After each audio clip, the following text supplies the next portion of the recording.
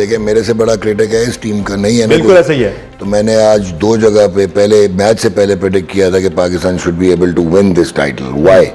क्योंकि इंडिया ने ना अपनी सेल्फ इन्फ्लिक्शन बहुत की है, और एक तो हार्दिक पांड्या का ना होना, और दूसरा जो इंडिया ने किया है कि आपने संजू सैमसन जो उनका बेहतरीन ओपनर है उसको आपने बिल्कुल ही घुमा के रख दिया, नीचे ले गए। गिल को आपने अकोमोडेट करने की कोशिश की, Surya Kumar is not in the runs. उसके बाद जसप्रीत बुमराह से ऊपर 3 ओवर कराने के बाद डेथ ओवर के लिए आपके पास कोई नहीं था, आपने अर्शदीप को आज रिटेन किया। फिर आपने जो पॉलिटिकल गिमिक्स किए ना, जो इंटीग्रेशन की, उससे आपने ऊपर आपने प्रेशर ले लिया। तो अगर आप क्रिकेटिंग टर्म्स में देखें, अगर टीम को एप्पल टू एप्पल देखेंगे तो शायद इंडिया बहुत सुपीरियर है पाकिस्तान से in terms of skill and the way they are, और they are the top team. और आप एनर्जी हमारे बॉयज की आज जो है वो बहुत, वही कहने लगा, आपने ट्रिगर किया है। क्योंकि अगर आप देखें शहनशाह अफरीदी अगेंस्ट श्रीलंका से वो स्टार्ट हुआ है, 143 करना शुरू हो गया, जो 2 साल से उससे नहीं हो रहा था, जो रिदम था, जो एटीट्यूड था, जो प्रेस कॉन्फ्रेंस थी। तो उससे ये हुआ है कि आज देखिए India had everything to lose, Pakistan didn't have anything to lose. So at the end of the day ये 50-50 का मैच था, और आपने बहुत ही पेडेस्ट्रियन बैटिंग की है। एक चीज रिक्वेस्ट करूंगा, आप ये टाइटल जीत जाएंगे, पावर प्ले में 3 आउट करके मैच हारना बड़ा मुश्किल हो जाएगा एक साथ में। सही है। डॉक्टर नुमान नियाज़ साहब क्या कहेंगे आप यहाँ से आगे करना क्या है पाकिस्तान को कि जीत तक पहुंचने के लिए स्ट्रेटजी क्या होनी चाहिए? एक चीज मैं बता दूं, इरफान ने बहुत ही अच्छी बातें की, लेकिन एक जगह उन्होंने कहा कि अगर हम ये जीत जाते हैं तो सब पिछली गलतियां माफ हो जाएंगी। यही हमारा ट्रोमा है और यही हमारा डिजास्टर है। क्योंकि मैं भी आपको वही बात करने लगा था, आप चले गए, टाइम कम था, कि ये जो पाकिस्तान की टीम है और जो बैटिंग है इसमें बहुत सारी लाइबिलिटीज है।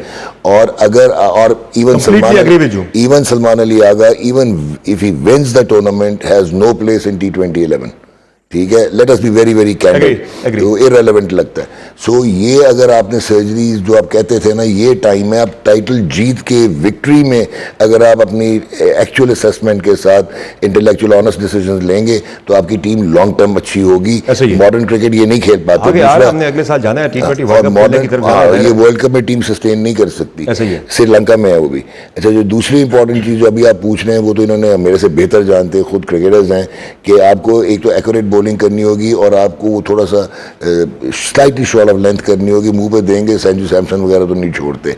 और इनका एक और भी चीज है कि वो जितने मर्जी नए हैं बट वो हार्ड एंड आए हुए, स्ट्रक्चर्ड ट्रेनिंग के साथ सिस्टम से गुजर के आए हुए हैं, तो उनके टेम्परामेंट और हैं। तो इसमें Ibrar Ahmed will be your trump card. और एक और जो इन्होंने स्पिनर्स का बोला, I don't know about Nawaz, लेकिन आज साइम अयूब का टेस्ट होगा, क्योंकि वो जितनी बेहतरीन बॉलिंग कर गए हैं एज ए पार्ट टाइमर, अब तो मुझे वो एक बहुत इंपॉर्टेंट रोल और बीच में आके जिस तरह से हारिस स्ट्रोक्स, और एक चीज और मैं बता दूं भाइयों को, अपने यंगर ब्रदर्स को भी बता दूं कि पाकिस्तान की थ्रू आउट द टूर्नामेंट जो ये मिडिल ओवर्स हैं वो इंडिया से बेहतर बॉलिंग हुई है। 4.4 हमारी इकॉनमी रेट रहा है थ्रू आउट द टूर्नामेंट, और जो हैं इंडिया वो 5+ थे। तो ये है अभी सूरत हाल कि एक्यूरेट बॉलिंग करेंगे और वो ऐसे नहीं जाने देंगे वो भी मैच। ऐसा ही है। यासिर भाई साहब क्या कहेंगे, अब तक की जो मैच की प्रोग्रेस है उस पर आपकी क्या राय है, किस तरफ जा रहा है ये मैच? देखिए अभी तक तो बहुत अच्छा जा रहा है माशाल्लाह, अभी मैच ग्रिप में आ गया है। आल दो पाकिस्तान ने बैटिंग में जो है ना आखिर में बहुत गंद की है, मतलब ऑनेस्टली स्पीकिंग बहुत गंद की है। मतलब आप इस तरह आ गए और आपने विकेट्स 110 पे 1 आउट है और 138 पे 9 आउट हो गया। आप खुद अंदाजा लगाएं कि हमारे मिडिल ऑर्डर ने किस लेवल पे आगे बैटिंग की है। खैर एनीवे वो तो चले, अब पास्ट हो गया, बहुत अच्छा स्टार्ट मिल गया है बॉलिंग में, फास्ट बॉलिंग में। अब स्पिनर को चाहिए कि जिस तरह तौफीक ने भी बात की और नौमान भाई ने भी बात की और इरफान ने भी बात की, कि स्पिनर आके लाइन लेंथ पे सिर्फ बॉल करें, उनको खुद ट्राई करने दें। जिस तरह अभी फास्ट बॉलर्स ने देखे आपने सारे स्लो बॉल्स पे आउट किए, तो बहुत अच्छा दिमाग यूज कर रहे हैं माशाल्लाह फास्ट बॉलर्स। शाहीन शाह जो है वो पैक को लीड कर रहे हैं, पिछले मैच उन्होंने जिताया है। अगर आप देखें उन्होंने ऐसा स्टार्ट दिया है कि पीछे से हारिस ने भी आगे 3 विकेट्स ली और स्पिनर्स ने भी अच्छे बॉल किए। मेरे ख्याल से this is a great opportunity कि हम इंडिया जैसी एक बड़ी टीम को, मैं बड़ी टीम इसलिए कहूंगा कि उन्होंने आज फिर प्रूव किया कि वो 4 बॉलर्स के साथ खेले। एक बॉलर शॉर्ट था, फिर भी मेरे ख्याल से कम 170-80 होना चाहिए था जिस तरह का स्टार्ट हमने दिया। खैर दैट्स पास्ट नाउ, वो इरफान वाली बात के सारे गुनाह माफ हो जाएंगे, लेकिन मेरे नहीं ख्याल कि T20 में इस तरह की अप्रोच होनी चाहिए मिडिल ऑर्डर में। मिडिल ऑर्डर का देखें उसका एक अपना एक करिश्मा होता है, एक हार्ड हिटर बैट्समैन होना चाहिए जो आके आपको कंटेम्प्रेरी क्रिकेट खेल के दिखाए, तो 4 छक्के मारे। अब वो मुंह उठा के और सर्कल भी नहीं टपा सकते। सॉरी टू से, हुसैन तलत ने क्या क्रिकेट खेली है आज? मतलब हुसैन तलत इतना सीजन क्रिकेटर है यार, और उसने अपनी विकेट, ऐसी अपॉर्चुनिटीज कब मिलती हैं? आप फाइनल खेल रहे हैं। So the power play is over, Yasir Misa, power play is over. और पावर प्ले में 36 पे इंडिया के 3 आउट हुए हैं। बहुत ही जबरदस्त ये पावर प्ले पाकिस्तान के हक में गया है। हमने डोमिनेट किया है पूरे पावर प्ले के अंदर। अब आगे हमने इसको ज़ाहिर कंटिन्यू करना है। जी डॉक्टर साहब कुछ ऐड करना चाह रहे हैं? दो चीजें जल्दी क्विकली। एक तो पावर प्ले में इनका थ्रू आउट द टूर्नामेंट 200 का स्ट्राइक रेट था, तो आज आपने वो तो काबू कर लिया, और ये मैच को लगाते ही एक साइड पे थे। ऐसे ही है, पावर प्ले से ही लगाते थे, ऐसे ही पूरा वो चेंज कर देते थे पूरा मैच का। दूसरा अगर आप ऑब्जर्व करें, हमारा सबसे बड़ा प्रॉब्लम है हमारे मिडिल ऑर्डर के बैट्समैन का डिफेंस ही नहीं है, तो आपकी रोटेशन ऑफ स्ट्राइक नहीं होती। अभी वो अभी भी अटैक भी नहीं है भाईजान, और वो अभी भी रोटेट कर रहे हैं स्ट्राइक। आपने देखा है कि वो 100 पे ले आए अपना स्ट्राइक रेट, बिल्कुल जो है ना वो ये बड़ी इंपॉर्टेंट चीज है। मैं एक चीज ऐड करूंगा यहाँ पे, नोमान भाई आप भी बैठे हैं, तौफीक वगैरह भी।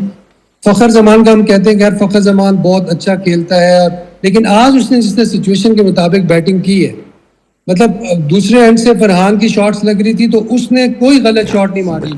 अगर वो शुरू में आउट हो जाता तो मैं आपको शर्तिया कहता हूँ कि पाकिस्तान 120-125 में आउट हो जाना था। मेरे ख्याल से उसको भी क्रेडिट देना चाहिए, बहुत अच्छी उसने सिचुएशन के मुताबिक खेला है। और फरहान को मैं समझता हूँ कि यार ही इज फाइन, और वो जो बार बार सेंचुरियां कर रहा था, प्रूव कर रहा था अपने आप को, और उसको मौका नहीं दे रहे थे, तो आज उसने इंडिया के अगेंस्ट जो है ना इनिंग जिगरे वाली इनिंग खेली है, तो हैट्स ऑफ टू हिम। इंशाल्लाह उम्मीद है कि पाकिस्तान ये जो है एशिया कप जरूर। थोड़ा सा अगर हम बैलेंस की बात करें टीम के अंदर तौफीक उमर साहब, तो बैटिंग की अगर हम बात करें, बैटिंग में वो बैलेंस जो है वो नजर नहीं आ रहा था जो कि एक तगड़ी टीम का होना चाहिए। हमारे पास हमने ज्यादा वो डाल दिए जो कि स्ट्राइक रोटेट करते रहे, हमारे पास कोई हिटर नहीं है। अगर हम देखें ना डेथ ओवर्स में आके नीचे आके आपके पास प्रॉपर पावर हिटर्स होते हैं जो कि लंबी शॉट्स लगाते हैं। हसन नवाज एक था, उसे हमने ड्रॉप करके उसकी जगह पर हमने हुसैन तलत को टीम में शामिल कर लिया। तो क्या कहेंगे, जरा जब भी आप T20 क्रिकेट में जाते हैं तो आप अटैकिंग जाते हैं।